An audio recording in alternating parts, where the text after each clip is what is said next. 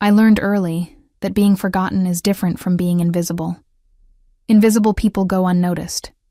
Forgotten people are seen, acknowledged, then immediately dismissed as unimportant. That was my role in the Petrov family, the daughter who existed in the space between awareness and oblivion. My sister Beatrice never had that problem. At 25, 3 years my junior, she commanded every room she entered with the effortless grace of someone born knowing the world would bend to accommodate her. Our parents, Christos and Maria, had built their modest antique restoration business through decades of careful work. But it was Beatrice they saw as their legacy. Beautiful, charming, connected to the right people through the right social circles. I was 28, working as their bookkeeper and inventory specialist, living in the apartment above the shop, existing in the margins of their dreams. The day Nikolai Koslov walked into our store, I was cataloging a shipment of Victorian music boxes in the back room. I heard my father's voice shift into the warm, eager tone he reserved for important clients, the kind who bought without haggling, who appreciated provenance over price. "Mr. Koslov, what an honor. Please, come in. Can I offer you tea? Coffee?" I glanced through the doorway and saw him. Tall, perhaps 6'3", with dark hair swept back from a face that belonged on ancient coins, all sharp angles and austere beauty. He wore a charcoal suit that whispered wealth in its perfect tailoring, and when he moved, it was with the controlled grace of someone who never doubted his right to any space he occupied. He was 35, I would learn later, at the peak of his power, with enterprises that existed in the gray spaces between legal commerce and something darker. "Just your time, Mr. Petrov," Nikolai replied, his accent carrying the faintest trace of his Russian heritage. "I'm interested in acquiring pieces from the Byzantine period, icons, reliquaries, manuscripts. My sources tell me you have access to such items." My hands stilled on the music box I'd been cataloging. Byzantine pieces were rare, expensive, and often entangled in complex provenance questions. The kind of inventory my father only discussed with his most trusted and wealthiest clients. "Perhaps," my father said carefully, "such pieces require discretion, authentication, the proper documentation." "Of course." Nikolai's voice held a note of amusement. "I appreciate a man who values propriety. I'd like to discuss this further, perhaps over dinner. I understand you have a family. I prefer to know the character of those I do business with." That was how it began, not with grand gestures or obvious seduction, but with a dinner invitation that included all of us. I dressed simply that evening, in a navy dress that was professional without drawing attention. Beatrice naturally wore crimson silk that clung to her perfect figure, her dark hair falling in artful waves, her makeup flawless. At the restaurant, an exclusive establishment where Nikolai was greeted by name, I watched him work the table like a master strategist. He asked my father about his career, my mother about her recipes, Beatrice about her social connections and charitable work. Then his gray eyes settled on me. "And you, Helena? Your father mentioned you manage the business side of operations." "I keep the books in order," I replied, surprised he'd asked. "Track inventory, handle authentication research, manage the less glamorous aspects. The foundation of any successful enterprise." His gaze held mine for a moment longer than necessary. Beauty attracts attention, but precision builds empires. It was the first time anyone outside my immediate work had acknowledged my contributions as valuable. The first time I felt seen rather than simply present. Over the following weeks, Nikolai became a regular presence at the shop. He would arrive to discuss pieces with my father, but increasingly, his questions turned to logistics, provenance verification, shipping regulations, the areas where my expertise lay. "Helena," he would say, "perhaps you could explain the authentication process for this manuscript. Your father mentioned you researched its origin."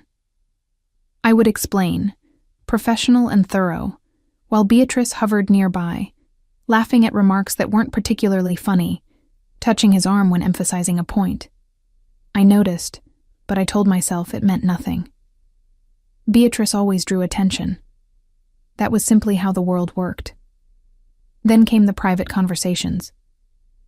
"I value your insight," Nikolai said one afternoon, finding me alone in the archive room.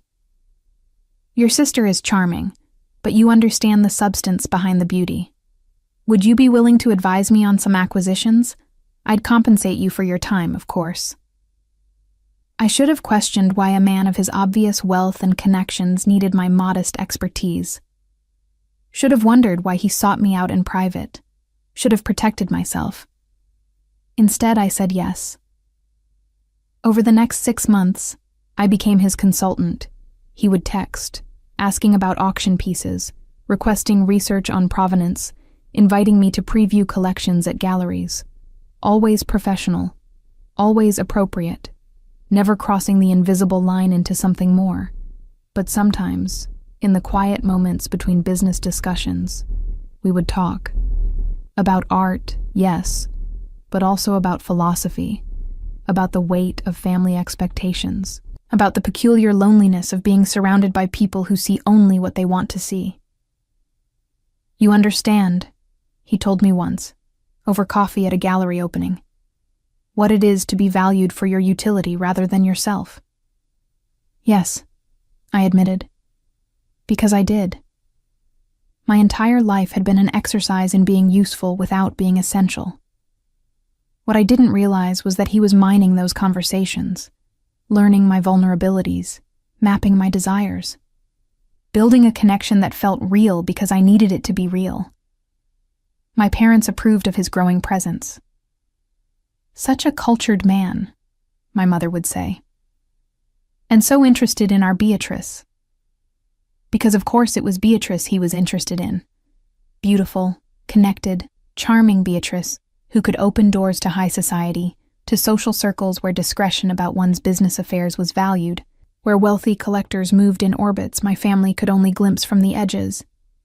I saw them talking at family dinners, watched him laugh at her stories, noticed how he ensured she was included in every conversation.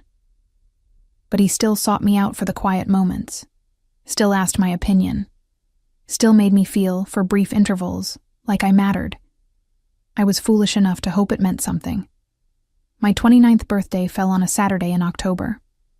My parents, typically focused on the shop, had surprised me by insisting on a family dinner at home. Nothing elaborate. My mother's cooking, simple decorations, the 4 of us around the table. "Invite Nikolai," my mother suggested. "He's become such a good friend to our family." I hesitated. I'm not sure he'd want to attend such a small gathering. "Nonsense. I'll invite him myself." He accepted, arriving with a gift, a first edition of a book on Byzantine art I'd mentioned wanting months ago, the kind of thoughtful gesture that made my heart betray my better judgment. Dinner was pleasant. My father told stories about the shop's early days. Beatrice entertained us with tales from her charity committee. Nikolai was charming, attentive, perfect. After dessert, my mother suggested Beatrice show Nikolai the garden. She'd been working on the landscaping. I offered to clear the table, comfortable in my familiar role of quiet support. I was rinsing plates when I heard laughter from the garden. Something made me look out the kitchen window.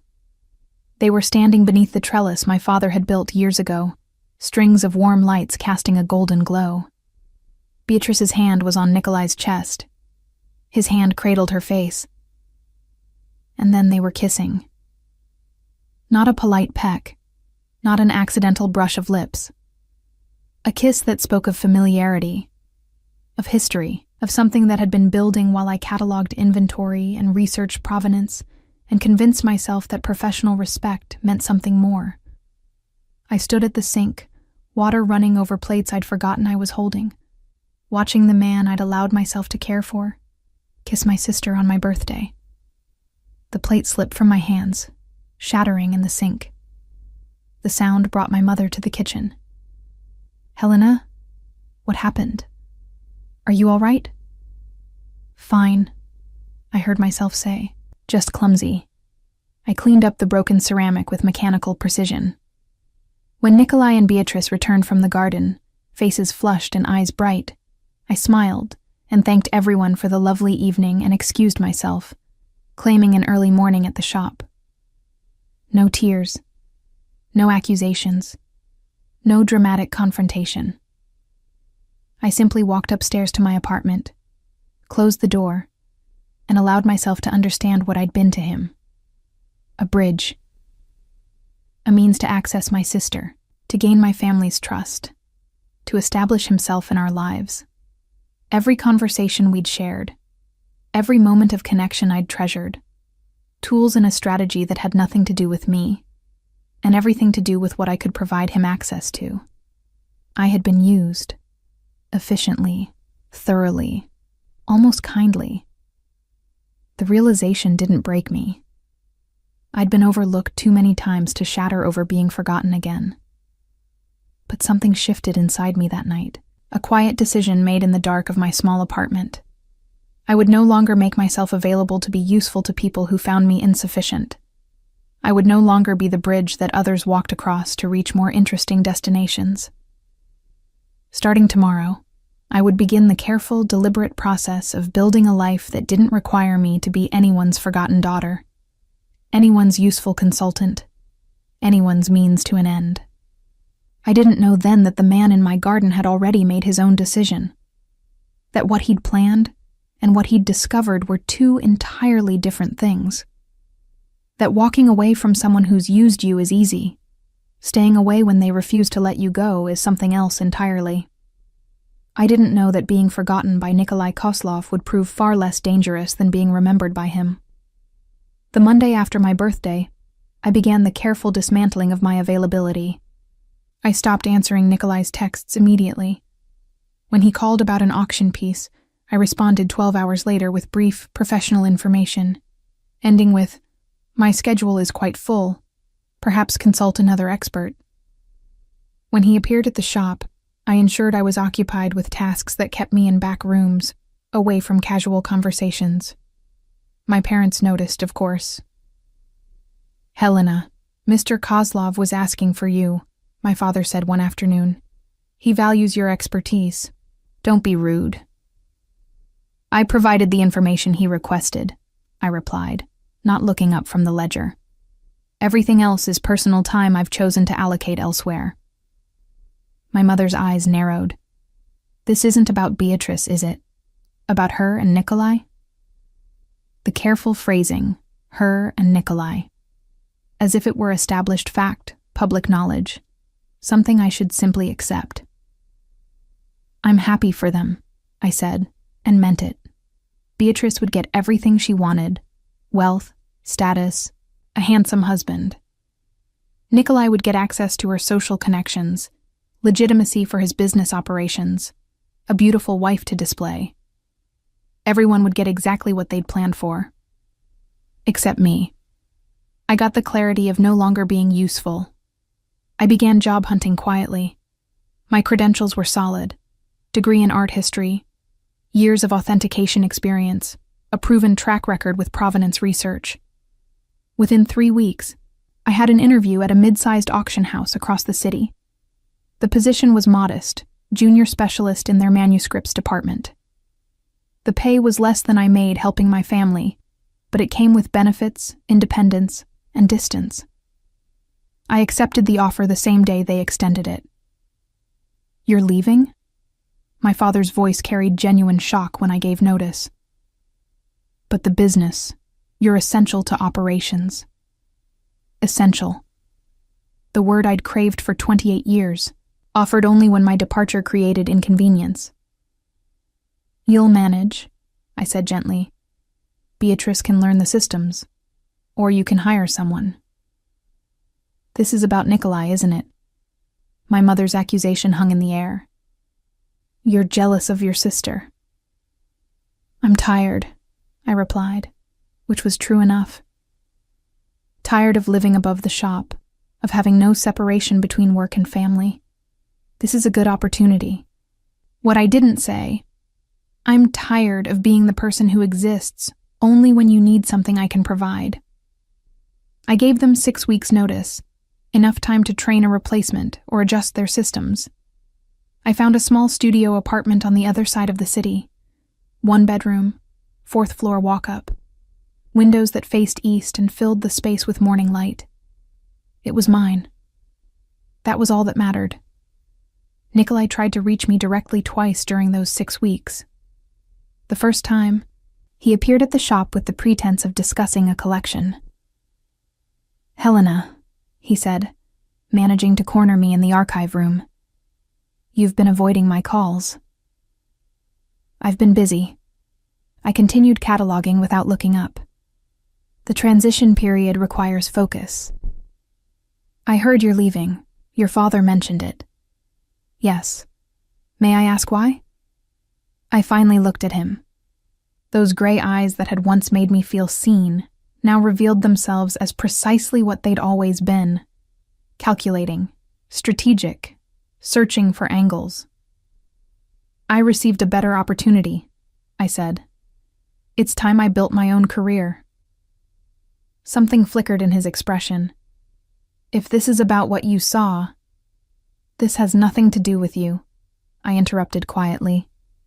"Or my sister. This is about my own professional development. I'm sure you understand. You're a businessman. You recognize when it's time to pursue new ventures." The dismissal in my tone was intentional. I was giving him an easy exit, a way to accept my withdrawal without awkwardness. He didn't take it. "Have dinner with me," he said. "Let me explain." There's nothing to explain. I returned to my work. You and Beatrice are happy. My family approves. Everyone is getting what they want. There's no problem here. "Helena, I have a great deal of work to complete before my departure, if you'll excuse me." It was the first time in 6 months I'd cut him off, dismissed him, made clear that my time was no longer available for his convenience. He left, but the look in his eyes, surprise perhaps, or something more complex, suggested this wasn't the conclusion he'd expected. The second attempt came during my final week. A delivery arrived at the shop, a portfolio case containing documentation for a Byzantine manuscript he was purchasing at auction. A note in his angular handwriting. "I would value your authentication before finalizing this acquisition. Dinner to discuss? Choose the time and place." I documented the manuscript professionally, provided detailed authentication, and returned it with my invoice for consulting services and a typed note. Authentication complete. Piece is genuine. 11th century. Constantinople origin. Best wishes with your acquisition.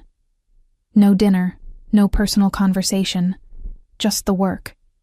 Completed efficiently, then closed. The invoice I charged exactly what I would have charged any client. Dimitrios, Nikolai's assistant, picked up the portfolio. He handed me a check for triple my invoiced amount. "Mr. Kozlov wanted to ensure you were properly compensated for your expertise," Dimitrios said carefully. "He also asked me to tell you that your insight is irreplaceable." I handed the check back. "The invoiced amount is appropriate compensation. Please ask Mr. Kozlov not to contact me for future consultations. I'm no longer available for outside work." Dimitrios looked genuinely confused. In his world, people didn't refuse Nikolai Kozlov's money, didn't turn down his requests. "Miss Petrov," he began. "I've accepted a position that precludes outside consulting," I said firmly. "It's nothing personal, simply professional boundaries." That evening, Nikolai called my cell phone directly. I answered because ignoring him seemed more dramatic than a simple conversation. "Hello? Helena." His voice carried an edge I'd never heard before. Frustration, maybe. "Why did you refuse my payment?" "Because you overpaid by 200%. The invoice reflects the work completed. The payment reflects the value I place on your expertise. Then you need to recalibrate your valuation metrics." I kept my tone professional, distant. The work was standard authentication. Nothing more. Have I done something to offend you? The question was so absurd I almost laughed. Offend implied emotion, investment, caring enough to be hurt. Not at all, I said truthfully. You've been a valuable client to my family's business. I appreciate the opportunities you've provided. I simply need to focus on my new position now. What if I need your expertise? There are many qualified specialists in the city. I'm happy to recommend several. I don't want other specialists. I want you. The possessiveness in his tone startled me, as if he had some claim on my time, my skills, my availability. That's no longer possible. I said gently, I wish you and Beatrice every happiness. Please give her my regards. I ended the call before he could respond. It was petty, perhaps, but I needed him to understand. I was no longer a resource he could access, no longer a bridge he could walk across. I was simply gone. My last day at the family shop, my parents threw a small farewell lunch. Beatrice attended, radiant in a designer dress I recognized from the spring collections, a gift from Nikolai, no doubt. I'll miss having you here, she said, kissing my cheek, though I understand why you're going. It must be difficult, working so closely with family. She meant it kindly. Beatrice had never been intentionally cruel. She simply operated in a universe where her happiness was the natural order of things, where men fell in love with her and sisters supported from the margins. I'm excited about the new opportunity, I said. And I was. That evening I moved the last box into my new apartment. Studio, 425 square feet, radiator heat and a window that rattled in strong winds. My furniture was secondhand, my dishes mismatched, my decorative budget non-existent, but when I closed the door and stood in the center of my small space, I felt something I hadn't experienced in the Petrov household. Possibility. This was mine. Chosen. Built by my own hands. For my own purposes. For the first time in 28 years, I didn't exist in relation to anyone else's needs or expectations. I unpacked, arranged my modest belongings, and slept that night in my own bed, in my own apartment, owing nothing to anyone.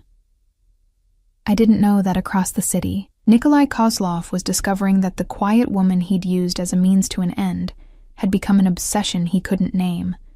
Didn't know that my absence had created a void in his carefully constructed life that Beatrice's beauty and charm couldn't fill. Didn't know that walking away from him had been the beginning, not the end, of our story. All I knew was that I'd survived being forgotten. The question I couldn't answer yet. Could I survive being remembered? The auction house provided structure, purpose, and merciful distance from my old life. I cataloged manuscripts, researched provenance, consulted on medieval texts. My colleagues were pleasant, professional, uninterested in my family drama. Perfect. 6 weeks into my new position, I was invited to a gallery opening, a professional networking event where auction house staff mingled with dealers and collectors. I wore simple black, minimal jewelry, the uniform of someone who understood that in the art world, the work should draw attention, not the specialist. I was examining a 15th century prayer book when I felt it, the particular weight of being watched. I turned. Nikolai Kozlov stood 15 feet away, conversation with a gallery owner apparently forgotten, as his gray eyes fixed on me. He looked different. Thinner, perhaps, or simply more sharply defined. His suit was impeccable as always, but there was something in his posture, a tension I'd never noticed before. Our eyes met. He nodded slightly. I returned the gesture with professional courtesy and deliberately turned back to the prayer book. From the corner of my eye, I watched him approach. Smooth, inevitable, like weather. Helena. His voice was quiet, meant only for me. I didn't expect to see you here. Professional obligations. I kept my attention on the manuscript. Auction house staff are expected to maintain industry connections. Of course. He moved to stand beside me, studying the prayer book with what appeared to be genuine interest. 14th century, if I'm not mistaken. 15th, Flemish, based on the illumination style. Ah, I defer to your expertise. The old formula, the one we'd used for 6 months when he was cultivating my assistance. I recognized the pattern and refused to follow it. If you'll excuse me, I said, preparing to move to the next display. Helena, wait. His hand moved as if to touch my arm, then stopped. Please, 5 minutes of conversation, that's all I'm asking. About what? I met his gaze directly. We have no business to discuss. I'm no longer consulting privately. Not about business. Something in his expression shifted. Vulnerability, perhaps, though I didn't trust my ability to read him anymore. About how you've been, what you've been doing. I'm well. Working. That's all there is to report.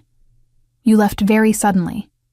I gave 6 weeks' notice. That's standard professional practice. You know what I mean. His voice dropped lower. You disappeared, stopped answering calls, refused dinner invitations, returned my payments. I established appropriate professional boundaries, I interrupted. Something I should have done from the beginning. Is this about Beatrice? The directness surprised me. I'd expected him to avoid the subject entirely. This is about my career, I said evenly. My independence. My choice to build a life that doesn't revolve around being useful to other people. You were never just useful to me. The presumption in the statement, that he could define what I'd been to him, what our interactions had meant, sparked something sharp in my chest. Then what was I? I asked quietly. Because from where I stood, I was a resource. Someone with knowledge you needed, access you wanted, a connection to a family and a woman who could provide social legitimacy for your business operations. His jaw tightened. That's not... It's fine, I continued. Truly. I understand how strategy works. You identified objectives, allocated resources efficiently, achieved your goals. I don't fault you for it. Helena. What I fault myself for, I said, the words emerging with unexpected honesty, is believing that professional respect might mean something more. That's my failure, not yours. I've corrected it. I turned to leave. His next words stopped me. I ended things with Beatrice. I turned back slowly. What? 2 weeks ago, I ended the relationship. The gallery noise faded to background static. Why? Because it was wrong. He ran a hand through his hair, disrupting its perfect styling. Because I couldn't... He stopped, recalibrated. It wasn't fair to her.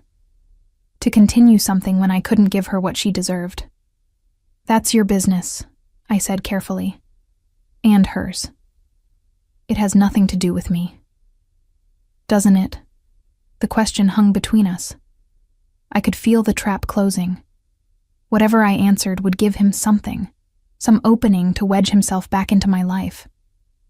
No, I said firmly. It doesn't. What you and Beatrice do or don't do is between you. I've moved on. I suggest you do the same. I walked away before he could respond, threading through the crowd toward the exit. My hands were shaking. I needed air, space, distance from those gray eyes that saw too much. Outside, the November wind cut through my jacket. I walked quickly, heels clicking on pavement, putting blocks between myself and the gallery. I made it 4 blocks before I heard footsteps behind me. Helena, please. I stopped, turned. Nikolai had followed, his expensive coat unbuttoned, hair disheveled by wind. What do you want? I asked, truly, because I don't understand what we're doing here. I want... He stopped 3 feet away, maintaining distance as if afraid I'd flee again. I want to explain. There's nothing to explain. There's everything to explain. He stepped closer. When I met your family, yes, I had objectives, business objectives.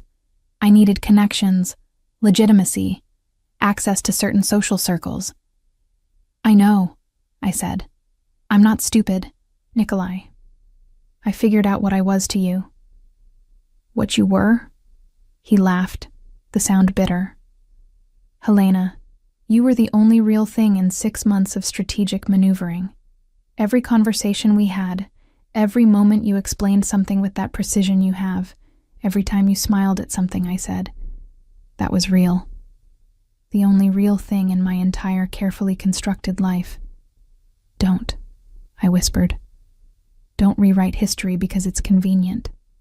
I'm not. I'm telling you what I couldn't see then, what I was too focused on strategy to recognize. He moved closer still. You asked me once what it felt like to be valued for utility rather than yourself. Do you remember? I nodded, not trusting my voice. I understood because that's all I've ever been. The enforcer, the strategist, the man who solves problems. People fear me or use me or negotiate with me. No one just... He stopped, searching for words. You talked to me about art, about philosophy, about things that had nothing to do with what I could provide. You saw me as a person, not a weapon or a wallet. And yet you chose Beatrice. I chose wrong. The admission was simple, devastating. I chose what I thought I wanted instead of what I needed. Social connections, legitimacy, the perfect wife who would enhance my position. Stop. I held up a hand. I don't need to hear this. You and Beatrice ended things. Fine. That doesn't mean... It means everything, he interrupted. Because every dinner with her, every public appearance, every moment I was supposed to be cementing my strategy, all I could think about was you. How you would have explained something differently. What comment you would have made. The quiet way you laughed at observations that were actually funny, not socially necessary. Nikolai, I used you, he said bluntly. You're right about that. I identified you as a useful connection, cultivated your expertise, built a relationship with intentions that had nothing to do with you as a person. And then, somewhere in those 6 months, you became the only person whose opinion I actually valued, whose presence I looked forward to, whose absence made everything else feel hollow. That's not my problem to solve, I said, even as my heart traitorously wanted to believe him. I know. I'm not asking you to solve anything. He took a breath. I'm asking for a chance to prove that what I discovered about myself, about us, is real. Not strategy, not utility. Real. You had 6 months, I said quietly. 6 months where you could have chosen differently, where you could have seen me instead of using me. You're right.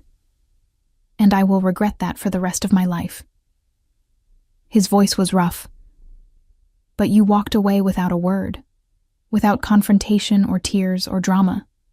You just left. Like I hadn't mattered at all. Because you didn't, I said. Not enough. And that's when I realized you were the only person who'd ever had the strength to do that. The only person who valued themselves enough not to beg me to stay. He smiled slightly, painfully. Everyone else in my life fears me or needs me or wants something from me. You're the only one who was willing to walk away when I failed you. Is that what this is? Obsession with the one who got away? No. He shook his head. This is understanding, too late, that the woman I dismissed as a means to an end was the only end worth pursuing. The words hung in the cold November air. I wanted to believe them. God, how I wanted to believe them. But I'd learned the cost of believing beautiful words from beautiful men. I can't, I whispered. I can't be someone's realization after they've chosen someone else. I can't be the consolation prize or the lesson learned. You're not... I need to go. I stepped back. Please don't follow me this time. I turned and walked away, and this time he let me go. But as I reached the corner, I looked back. He stood where I'd left him, watching me with an expression I couldn't read from this distance. I didn't know then that Nikolai Kozlov had never failed at anything he truly committed to. Didn't know that his patience was legendary in his world, that he understood strategy over years, not weeks. Didn't know that letting me walk away was the first move in the longest campaign of his life. All I knew was that my heart hurt and my hands shook, and believing him felt more dangerous than anything I'd survived so far. So I went home to my small apartment and told myself I'd done the right thing, even as part of me wondered what I'd just refused. 2 months passed. Winter settled over the city with the particular grayness that made every day feel like twilight. I worked, came home, existed in the small rhythms of independence I'd fought to create. I didn't hear from Nikolai directly. No calls, no texts, no appearances at my workplace.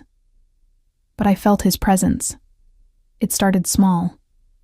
The coffee shop on my route to work suddenly knew my order. Medium vanilla latte, no foam, without me speaking it. When I tried to pay, the barista smiled and said, "Already taken care of, miss." My building's temperamental radiator, which had clanked and hissed all winter, was suddenly repaired. The superintendent, when I asked, shrugged. Anonymous benefactor paid for upgrades throughout the building. Happens sometimes. The manuscript I'd been researching for work, which required access to a private collection in Boston, became suddenly available when the collector, who'd refused the auction house's previous requests, personally called my supervisor to grant access. Never obvious, never intrusive, just the quiet removal of small obstacles, the smoothing of rough edges in my daily life. I should have been angry, should have called him and demanded he stop interfering. Instead, I felt something more complicated, because these weren't grand gestures designed to impress. These were the actions of someone who'd been paying attention to details I'd never mentioned, problems I'd never complained about. The broken streetlight outside my building that made me nervous walking home at night. Fixed. The library book I'd wanted to read but couldn't afford to buy. Left at my office with a note. Found an extra copy. Thought you might enjoy. A colleague. My favorite bakery, which had been struggling and threatening to close. Suddenly thriving with a line around the block and a discreet new investor who demanded neither publicity nor influence over operations. He was weaving himself into my life through care, not control. Through listening, not demanding. It was more devastating than any diamond could have been. 3 months after the gallery opening, I found a package at my office. Inside, a manuscript fragment, 12th century, Byzantine origin.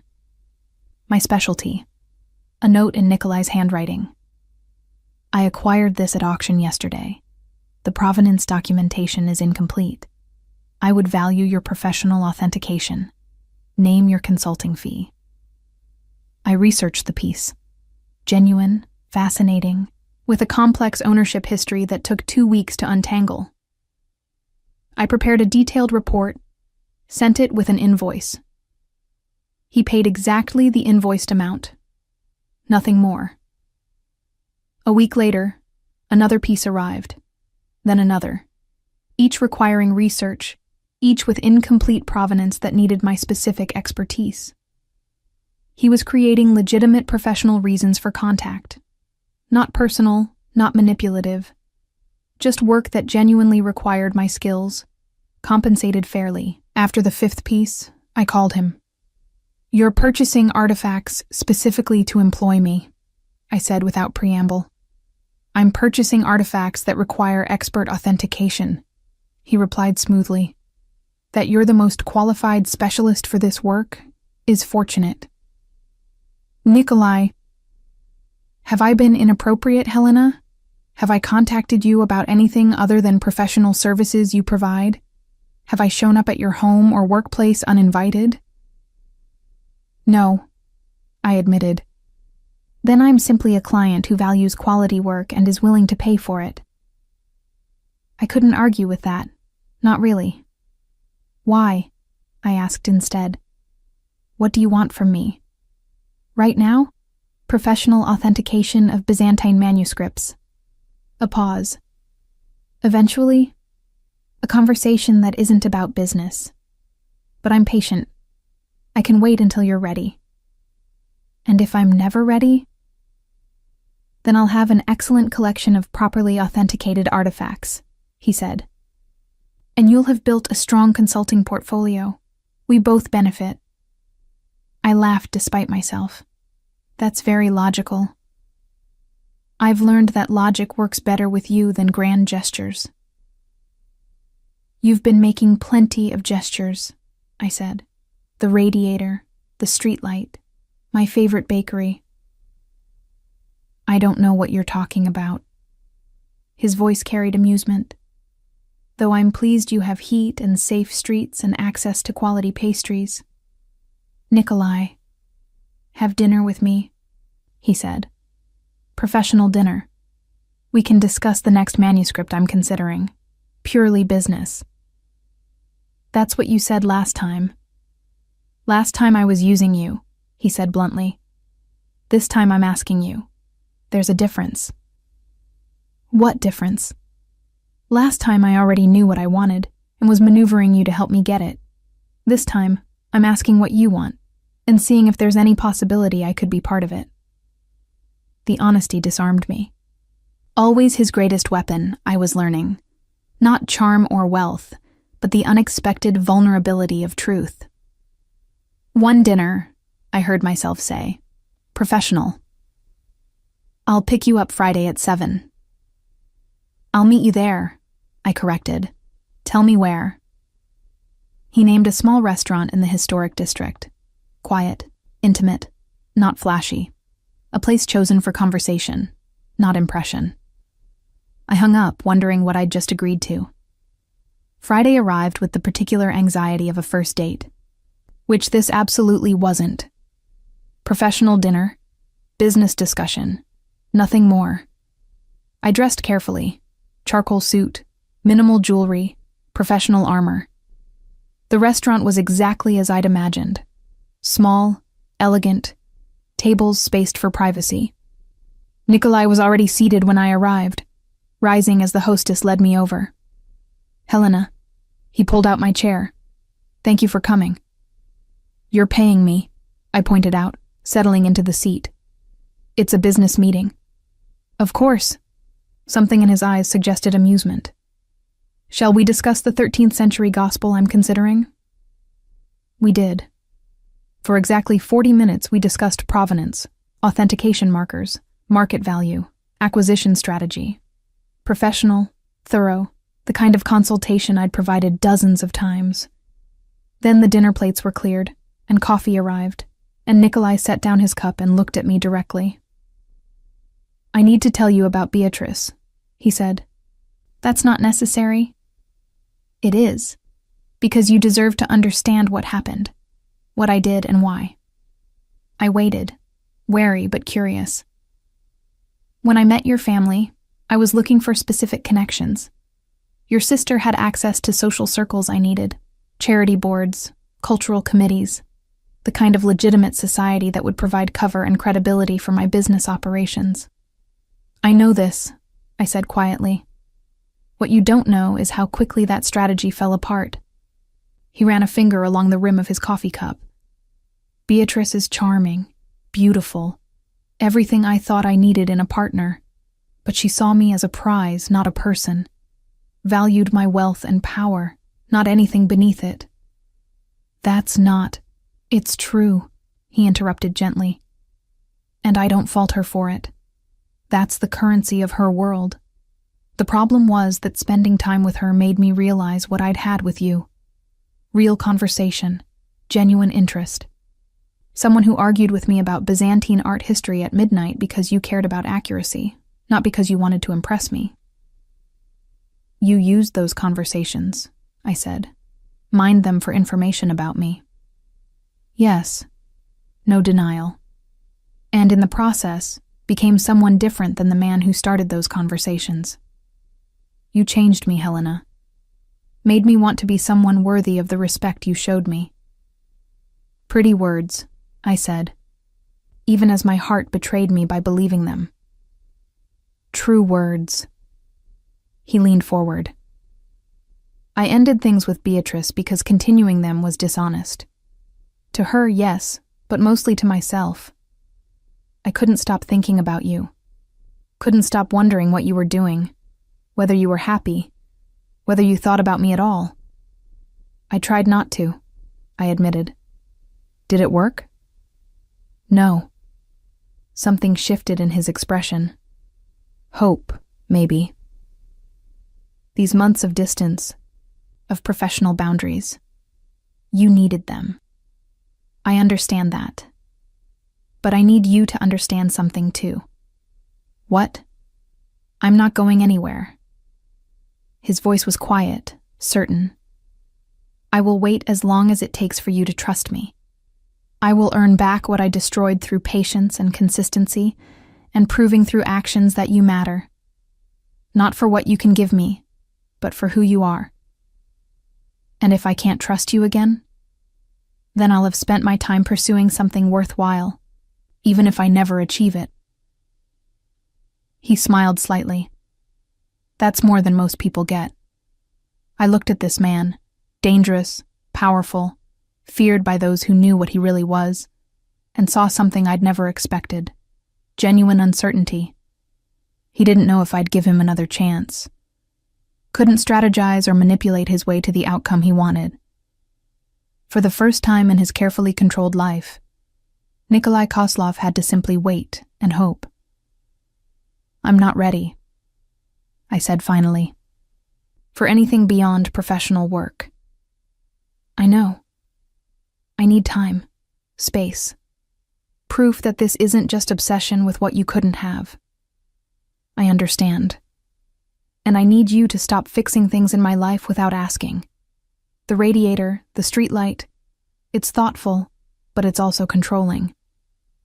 He considered this. Fair. I'll limit myself to professional interactions and occasionally ensuring you have good coffee. Despite myself, I smiled. The coffee can stay. Progress, he said softly. We finished dinner discussing the manuscript authentically, professionally.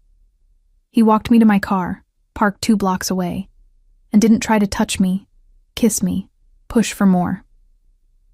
Thank you for dinner, I said, unlocking the door. Thank you for giving me a chance to prove I've learned from my mistakes. As I drove home, I realized something. For 6 months, Nikolai had used me efficiently, strategically, without seeing who I actually was. Now he was seeing me. Really seeing me. And instead of running when I wouldn't make it easy, he was staying, waiting, proving through patient, consistent action that he meant what he said. It was, I admitted in the safety of my small apartment, more devastating than any grand gesture could have been. Because grand gestures were easy, patience was hard. And Nikolai Kozlov, I was learning, never did anything the easy way. 6 months of careful, professional distance taught me more about Nikolai than 6 months of strategic courtship ever had. He was patient in ways that belied his reputation for swift, decisive action. Methodical in demonstrating change rather than promising it.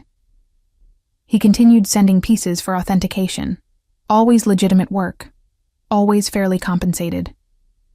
Sometimes we'd meet to discuss findings over coffee, professional conversations that occasionally drifted into philosophy, art history, observations about the world.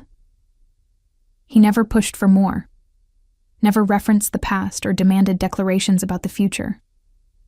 It was, I realized, exactly what I needed. Space to heal, to rebuild trust, to understand whether what I felt was genuine or simply the remnants of old hurt. My parents asked about him occasionally. We don't see Mr. Kozlov anymore, my mother mentioned during one family dinner. Is he no longer collecting? He is, I replied. I consult for him professionally now. What happened with Beatrice? My father asked. I looked at my sister, who was pushing food around her plate with unusual listlessness. Since Nikolai had ended things, she'd withdrawn somewhat. Not devastated, but definitely chastened. They weren't compatible, I said simply. These things happen. What I didn't mention, the rumors I'd heard from industry contacts, that Nikolai had quietly divested from several questionable business ventures, that his operations had shifted toward complete legitimacy, despite the financial hit that restructuring entailed, that the man feared for his ruthlessness was methodically dismantling the aspects of his empire built on fear and shadow. It was 7 months after our first professional dinner that everything changed. I was working late at the auction house, preparing authentication for an upcoming estate sale, when my phone rang. Unknown number. Hello? Miss Petrov? An unfamiliar voice. Male, with an accent I couldn't place. I have information you need to hear. About Nikolai Kozlov. My stomach dropped. Who is this? Someone who knows what kind of man you've been associating with. Someone who wants to protect you. I'm hanging up. He's using you again, the voice interrupted. Using your authentication work to build legitimacy for pieces acquired through theft. You're providing cover for stolen artifacts, Miss Petrov, making you complicit in international trafficking. That's not... But doubt crept in. Was it possible? Had I been too trusting? Check the provenance of the gospel fragment he had you authenticate last month. Track its ownership history before 1990. You'll find gaps, questions. Then ask yourself why he needed your professional reputation attached to it. The line went dead. I sat frozen, the phone cold against my ear. It couldn't be true. Nikolai had been transparent about his business dealings, at least the ones involving me. Hadn't he? I pulled up my files on the gospel fragment. Began tracing ownership history with more scrutiny than I'd applied during the initial authentication. There were gaps. Small ones, but present. Periods where ownership was unclear. Documentation thin. Not necessarily unusual for pieces that old, but also not above suspicion. I worked through the night, cross-referencing databases, checking against known stolen art registries, examining every detail with fresh, suspicious eyes. By dawn, I had to admit the truth. I couldn't definitively prove the piece was stolen, but I also couldn't prove it wasn't. The documentation was just ambiguous enough to be concerning. I called Nikolai at 7 a.m. Helena? His voice carried immediate concern. What's wrong? The gospel fragment. I need complete provenance documentation. Everything you have, not just what was provided at auction. A pause. Why? Because someone called me last night claiming you're using my authentication to legitimize stolen artifacts. I see. His voice had gone cold, professional. Someone is trying to turn you against me. Then prove them wrong. Show me the documentation. I'll bring it to your office this morning. He arrived an hour later, portfolio in hand. We spread documentation across my desk. Auction records, export certificates, chain of custody papers. It was thorough. Almost too thorough. These export certificates, I said, pointing to a stamp. This office closed in 1989. These are dated 1992. Nikolai examined them, his expression unreadable. Then someone forged them after the fact. I purchased in good faith from a reputable dealer. Or you knew they were questionable and needed my authentication to establish legitimacy. You really believe I'd risk your professional reputation? He looked at me directly. Risk losing you again over artifacts? I don't know what to believe, I admitted. 7 months ago, you admitted to using me strategically. How do I know you're not doing it again? Because I opened my entire acquisition history to your scrutiny. He pulled out his phone, made a call. Dimitrios, send Miss Petrov access to our complete collection database. Everything. Authentication documents, purchase records, correspondence, Everything. He hung up, met my eyes. Someone is trying to destroy what we've been building. Someone who benefits from you doubting me. Who?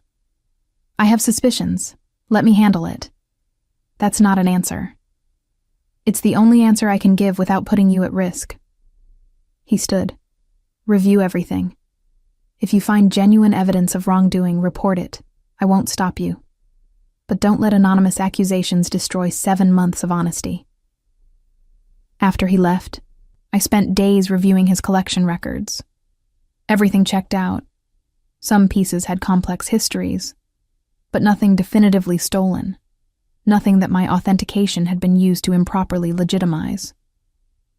Either he was innocent, or he was very good at covering his tracks. I was still reviewing files when my phone rang again. Unknown number. You're not listening, the same voice said. So perhaps you need a more direct demonstration of what Nikolai Kozlov really is. Who are you? Someone who knows his world better than you do. Meet me. I'll show you evidence you can't dispute. Where? He named a location, a warehouse in the industrial district. Come alone, tonight at 9, if you want the truth about the man you're protecting. Every instinct screamed trap. But if there was a chance Nikolai was using me again, I needed to know. I texted the address to a colleague with instructions to call police if I didn't check in by 10. Then I went. The warehouse was dark, exactly as ominous as expected. I was about to turn back when lights flickered on inside. I pushed open the door. Miss Petrov, thank you for coming. A man emerged from the shadows. Late 40s, expensive suit, cold eyes. Behind him, 3 other men. Large, armed. You have evidence? I asked, trying to keep my voice steady. Oh, I have something better. He smiled. I have leverage. Understanding came too late. This wasn't about Nikolai's legitimacy. This was about using me against him. Who are you? Alexandros Dimitriou, business associate of your friend Kozlov. Or rather, former associate. He's been making changes to operations that affect my interests. I need him to reconsider. This has nothing to do with me. It has everything to do with you. Alexandros nodded to his men. Nikolai Kozlov doesn't care about much, but he cares about you. Obsessively, from what I understand. You're the weakness I've been looking for. Before I could run, hands grabbed me. A cloth pressed over my mouth and nose. Chemical smell, world going dark. My last thought before unconsciousness. I'd walked into exactly the trap Nikolai had been trying to protect me from. I woke in darkness, head pounding, wrists bound. Concrete floor beneath me, the smell of mildew and rust. The warehouse, presumably, though I'd been moved to a different area. Footsteps approached. Light flicked on, harsh, blinding. Awake, good. Alexandros stood over me. We have work to do. He won't negotiate for me, I said, hoping it was true. We're just business associates. Don't insult my intelligence. I've had you both under surveillance for months. I know he authenticates pieces just to have excuses to see you. I know he's restructured his entire operation, walking away from profitable ventures because they don't meet your ethical standards. He crouched to my level. Nikolai Kozlov has never cared about anyone's ethical standards in his life. Until you. My phone buzzed in his hand. He'd taken it, obviously. He answered on speaker. Alexandros. Nikolai's voice was deadly calm. Let her go. No demands? No threats? Let her go, and we'll discuss whatever terms you want. Better, but not good enough. Alexandros smiled. Here's what's going to happen. You're going to transfer operational control of 3 Eastern European territories to me. You're going to withdraw from legitimate art market operations, leaving that space clear for my interests. And you're going to do it in the next 6 hours, or Miss Petrov will suffer consequences. I need to know she's alive, unharmed. Alexandros held the phone near me. "Helena," I swallowed. "I'm sorry. I should have listened. Are you hurt?" "No, not yet." "Brave woman." Alexandros pulled the phone back. "You have 6 hours, Kozlov. Don't make me demonstrate what happens when you disappoint me." After he left, I worked at my bindings. Rope, tight but not impossibly so. I was twisting my wrists when a new sound came. Gunfire, distant, but approaching. The door exploded inward. Nikolai entered like vengeance incarnate, gun in hand, Dimitrios and 5 other men behind him. His gray eyes swept the room, found me, and something in his expression shifted from cold fury to visible relief. He crossed to me in 3 strides, cutting my bindings with a knife that appeared from nowhere. "Are you hurt?" His hands ran over my arms, checking for injury with surprising gentleness. "No, scared, but not hurt." "Good." He helped me stand, then handed me off to Dimitrios. "Get her out. Now." "Wait." I grabbed his arm. "Alexandros is currently discovering why people fear disappointing me." His voice carried absolute finality. "You don't need to see what happens next. Nikolai." "Helena." He cupped my face, thumb brushing my cheek. "Trust me, just this once. Let me protect you." Dimitrios led me out through a maze of corridors. Behind us I heard voices, a single gunshot, then silence. I didn't ask what happened, didn't want to know. Outside, dawn was breaking. Dimitrios put me in a car, drove me to a building I didn't recognize. Luxury tower, penthouse level. "Mr. Kozlov's private residence," he explained. "Safest place in the city. He'll join you once he's finished." The penthouse was stunning. Minimalist, expensive, every detail chosen with care, but also surprisingly personal. Books on art and philosophy. A desk covered in acquisition documents. Photos, recent ones, of gallery openings we'd both attended, carefully cropped, so we appeared to be together even when we'd been across the room from each other. I was examining those photos when Nikolai arrived 3 hours later. He looked exhausted. His suit jacket was gone, shirt sleeves rolled up, a cut above his eyebrow. "It's finished," he said simply. "Alexandros won't threaten you again. Won't threaten anyone." Don't ask questions you don't want answered." He crossed to the bar, poured himself 2 fingers of whiskey. "I did what was necessary to protect you." "Because you love me?" The question emerged without permission. He turned, glass halfway to his lips. "Because I would burn my entire empire before allowing anyone to harm you." Does that answer your question? That's not love. That's obsession. It's both. He set down the glass untasted. "I'm obsessed with you, Helena. With your precision, your integrity, the way you see beauty in medieval manuscripts and refuse to compromise your ethics for convenience. I'm obsessed with how you walked away from me without begging me to stay. Because you valued yourself enough to know you deserved better." He moved closer. "And I love you. Desperately. In ways I didn't think I was capable of. I restructured my entire business because making you proud mattered more than profit. I gave Alexandros exactly what he wanted, territories, operations, wealth, as ransom for your safety before I ever stormed that warehouse. You gave up your empire? I gave up parts I shouldn't have built in the first place, parts that would have made you ashamed of me." His voice roughened. "You asked me once what I wanted. The answer is simple. I want to be someone worthy of you. Even if you never choose me, I want to be the man you believed I could be." I stared at him, this dangerous man who'd dismantled his own power structure for the possibility of my respect. "I don't know if I can trust you," I admitted. "I know. I've given you every reason not to."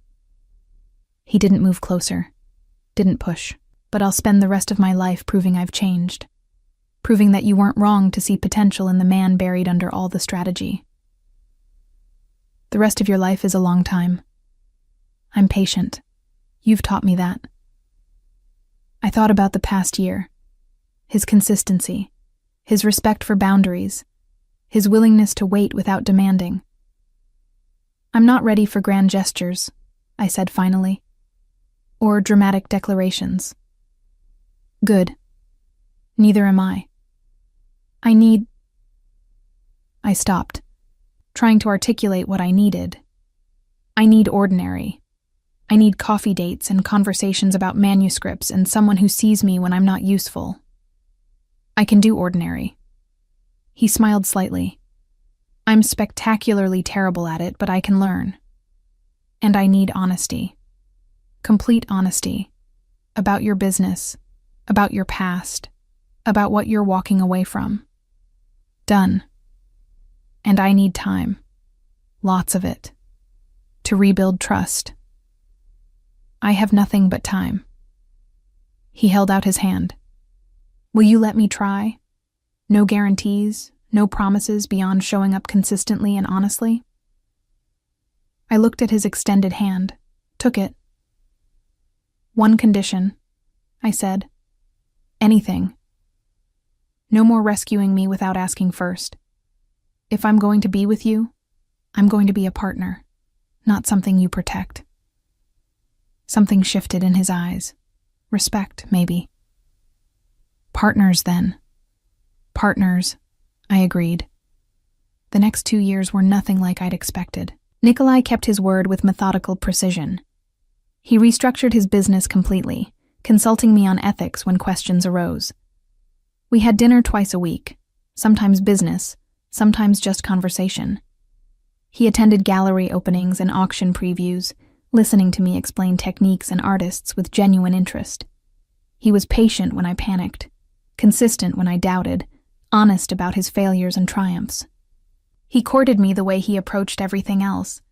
Strategically, yes, but with the goal of building something sustainable rather than achieving a quick victory.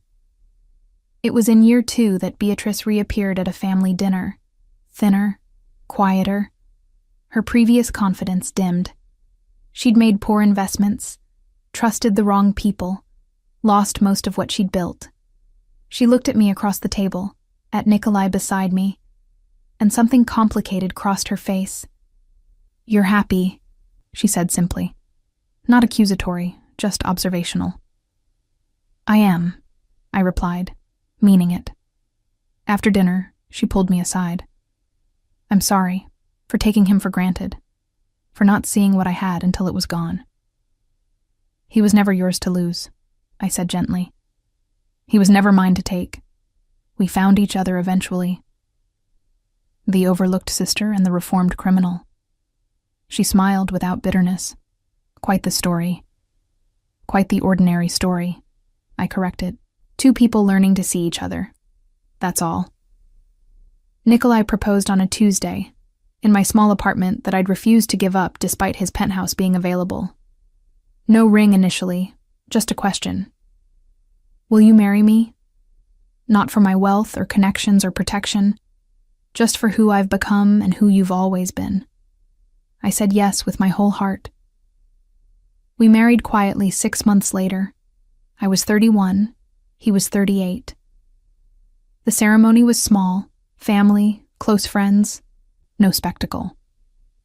By the time I was 33, Nikolai had exited his remaining questionable operations entirely. We opened a gallery together, legitimate, focused on Byzantine and medieval art, staffed by experts we respected. Beatrice eventually rebuilt, humbled but wiser. My parents finally saw me, truly saw me, when I stopped seeking their validation. And Nikolai, the man who'd once built empires on fear, learned to build a life on love. On Thursday evenings, we still met for coffee to discuss manuscripts. On Sundays, we walked through galleries, debating attribution and technique. He was spectacularly terrible at ordinary domesticity, burned dinner, forgot appointments, approached grocery shopping like military strategy. But he showed up. Every day, in small ways, he showed up. And that, I learned, was the greatest romance of all. Being chosen not once in a grand gesture, but repeatedly in quiet, consistent moments. Being seen not for what you could provide, but for who you were. Being loved not because someone conquered you, but because they learned to deserve you. I'd started as a bridge he tried to cross to reach my sister. I'd become the destination worth restructuring his entire world to deserve. And in the end, that transformation, his and mine both, was the greatest masterpiece either of us had ever authenticated. True, complete, priceless. I stood in the center of our gallery on a Tuesday afternoon, watching autumn light filter through the tall windows and illuminate the newly acquired 14th century triptych we'd just had authenticated. 3 years of marriage, 5 years since that terrible birthday. And still, some mornings I woke up slightly surprised to find Nikolai beside me, his arm draped protectively across my waist even in sleep. Helena? Maria, our gallery manager, appeared in the doorway. There's someone here to see you. She says it's personal. I turned, and my breath caught. Beatrice stood in the reception area, and the change in her was startling. Gone was the polished perfection I'd grown up envying.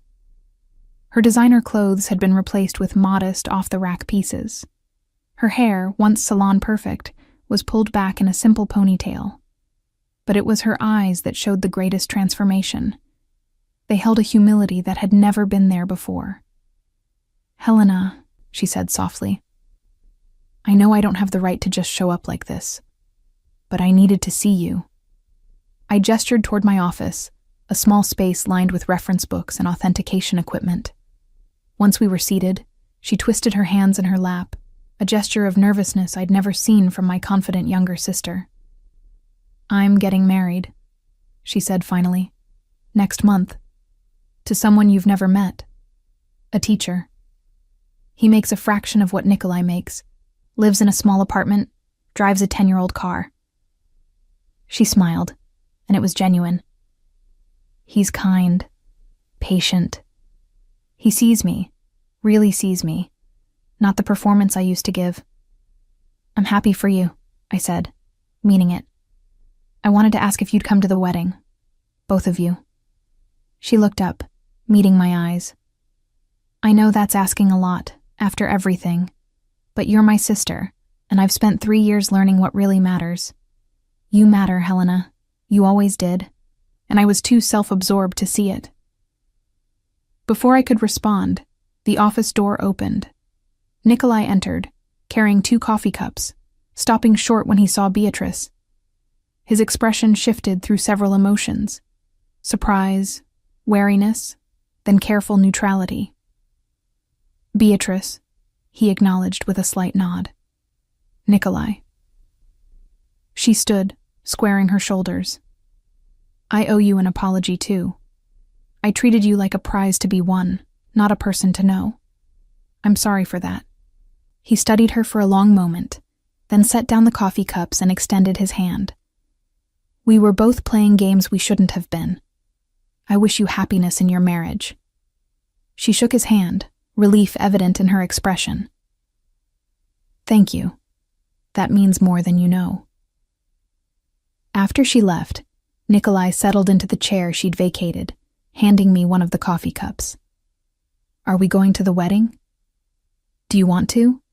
I asked, curious about his reaction. He considered this, his gray eyes thoughtful. 3 years ago, I would have said no. Too uncomfortable. Too much history. But I've learned that holding on to the past serves no purpose. He reached across the desk, taking my hand. If you want to go, we'll go. If you want to decline gracefully, we'll do that. This is your family, your choice. That evening, as we prepared dinner in the kitchen of the apartment I'd refused to give up, we split our time between my modest space and his penthouse. I brought it up again. I think I want to go, I said, chopping vegetables while Nikolai attempted to follow a recipe with the intense focus he usually reserved for business negotiations. Not because I've forgotten everything that happened, but because I want Beatrice to see that forgiveness is possible. That growth is real. He looked up from the sauce he was stirring. Badly, I noted, but I'd learned to let him figure these things out himself. You're a better person than I am. No, I corrected, moving to stand beside him and gently taking the wooden spoon to prevent disaster. I've just had more practice at being overlooked. It taught me that holding grudges hurts me more than anyone else. He wrapped his arms around me from behind, his chin resting on my shoulder as we stood there together. Have I told you today that you're the best thing that ever happened to me? Twice, I replied, smiling. Once this morning, once at lunch. You're consistent, I'll give you that. Consistently in love with you, he murmured against my neck. Consistently grateful you gave me a second chance. Consistently amazed that you chose me. I turned in his arms, looking up at this man who had dismantled his entire empire to deserve me.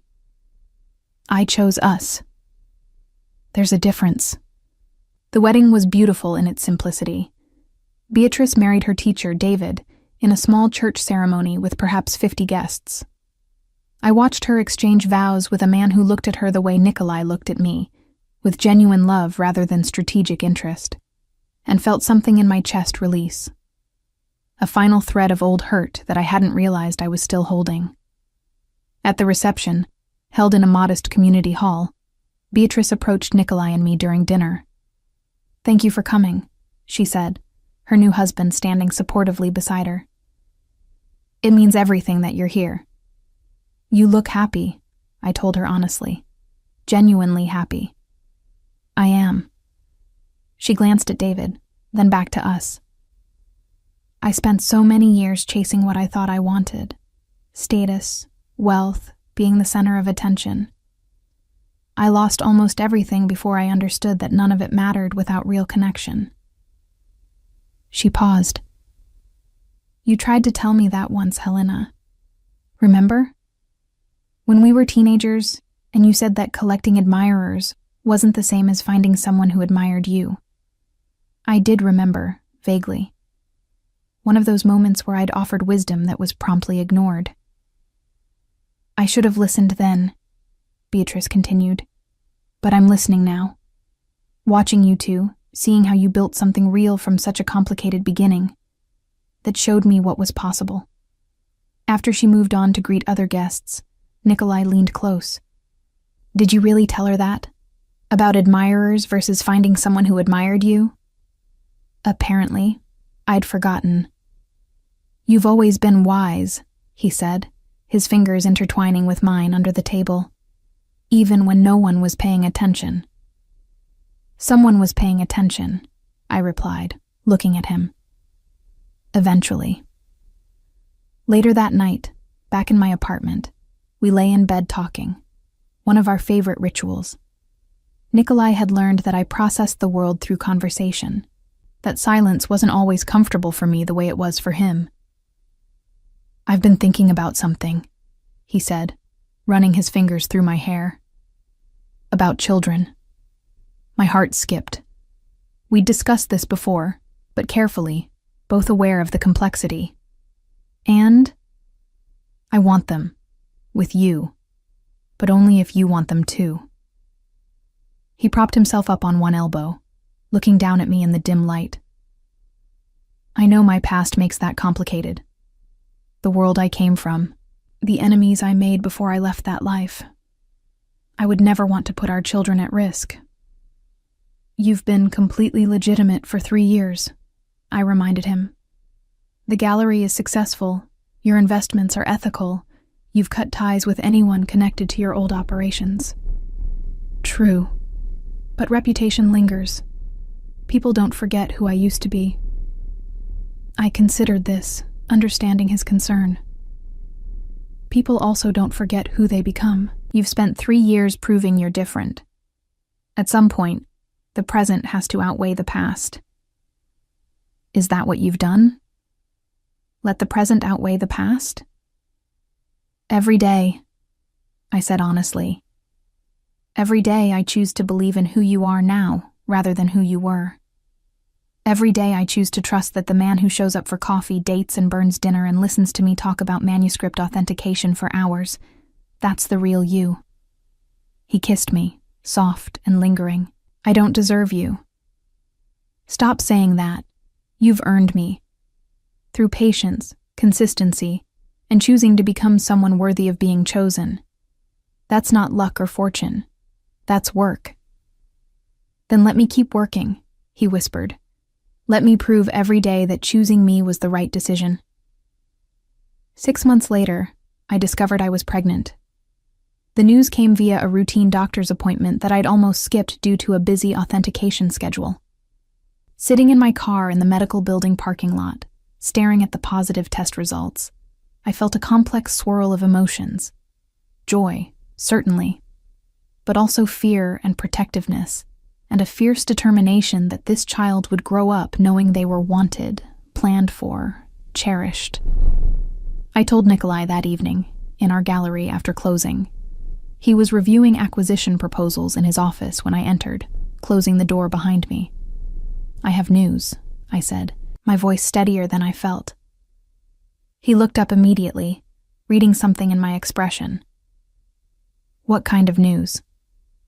I placed the medical report on his desk, watched him process the information, saw the moment understanding hit. His face transformed, shock giving way to wonder, giving way to something so tender it made my eyes sting with tears. We're having a baby, he said, voice rough with emotion. We are. He stood, crossed to me, and knelt. Actually knelt, pressing his forehead against my stomach where our child was growing. Thank you, he whispered. Thank you for trusting me with this, for trusting me with you. I swear I will spend the rest of my life being worthy of this gift. I ran my fingers through his hair, this powerful man humbled by impending fatherhood. You already are. The pregnancy progressed smoothly. Nikolai attended every appointment, asked detailed questions, read medical textbooks late into the night. He baby-proofed both apartments, set up nurseries in each location, interviewed pediatricians with the same intensity he'd once brought to business negotiations. You know the baby won't arrive for several months, right? I teased, watching him rearrange the nursery furniture for the 3rd time. I want everything perfect, he said, adjusting the crib position slightly. I want our child to have everything I didn't. I moved to stand beside him, taking his hand. Tell me about your childhood. He rarely spoke of it. I'd learned not to push, to let him share when ready. Now, he sighed, pulling me to sit with him in the rocking chair he'd insisted on buying. My father was... He paused, searching for words. Powerful, feared, successful by all external measures. But he saw people as assets or liabilities, including me.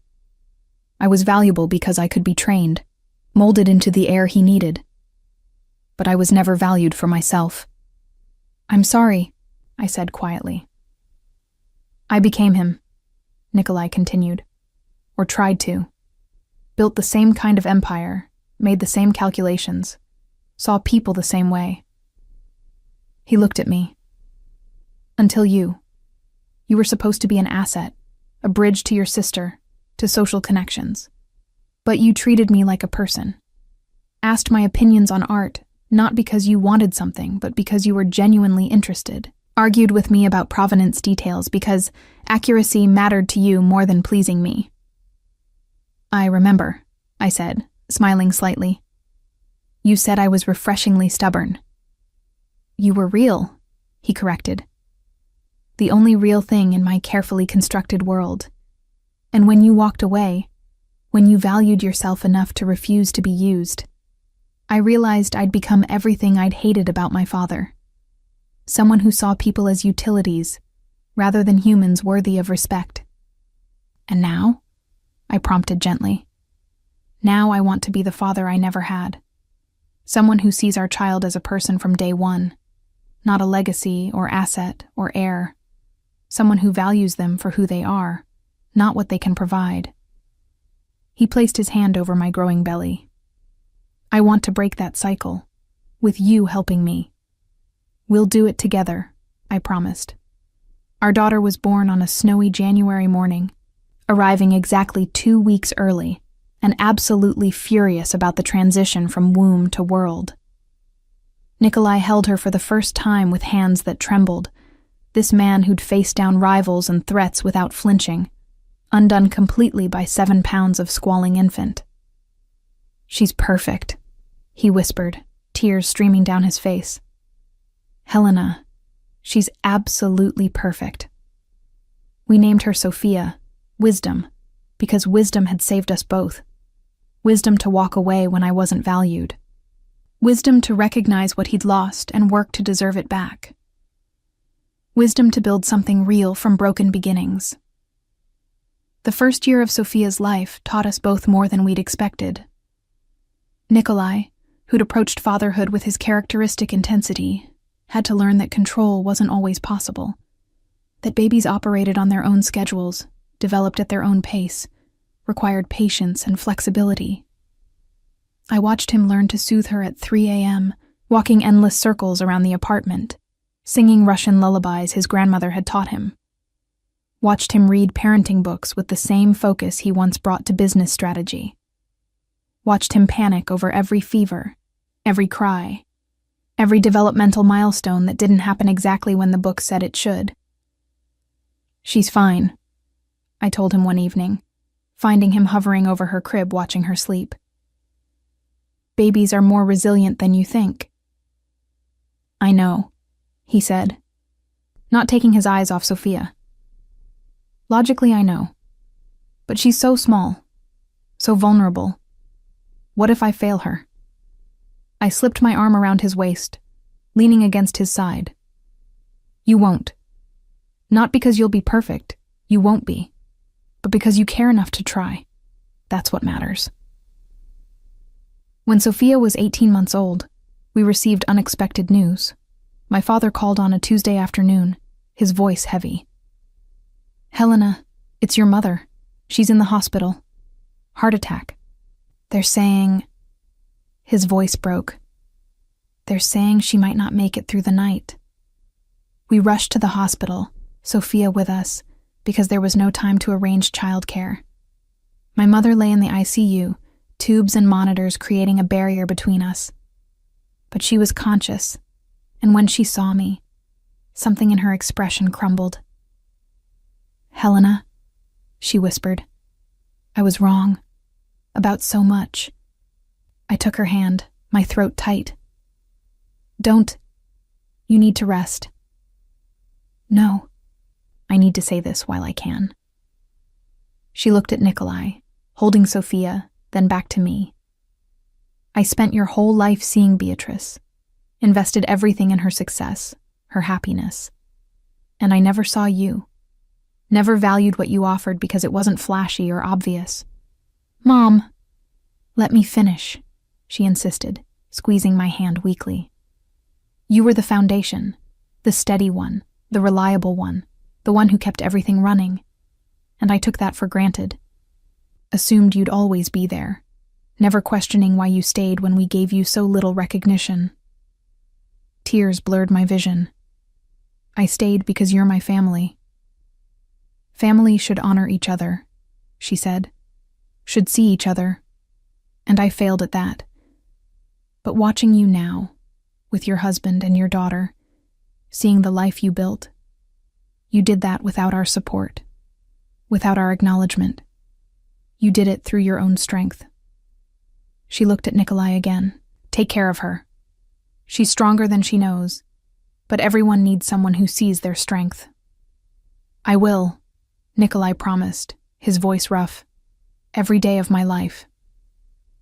My mother survived that night, and the next, and slowly recovered over the following months.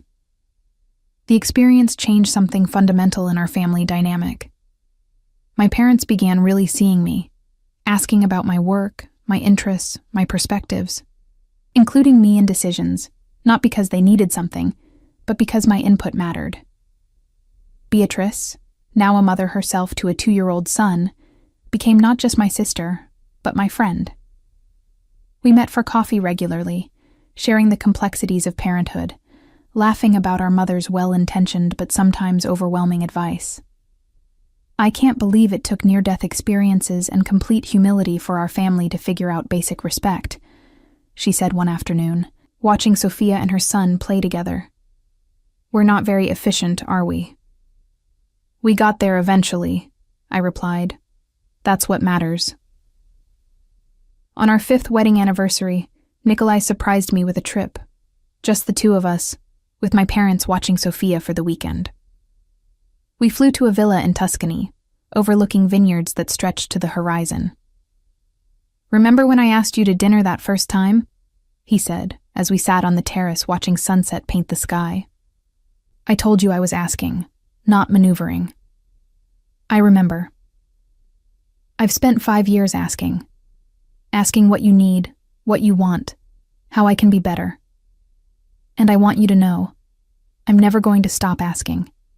Because the moment I think I know everything about you, the moment I stop being curious about your thoughts and dreams and perspectives, that's when I become the man I used to be.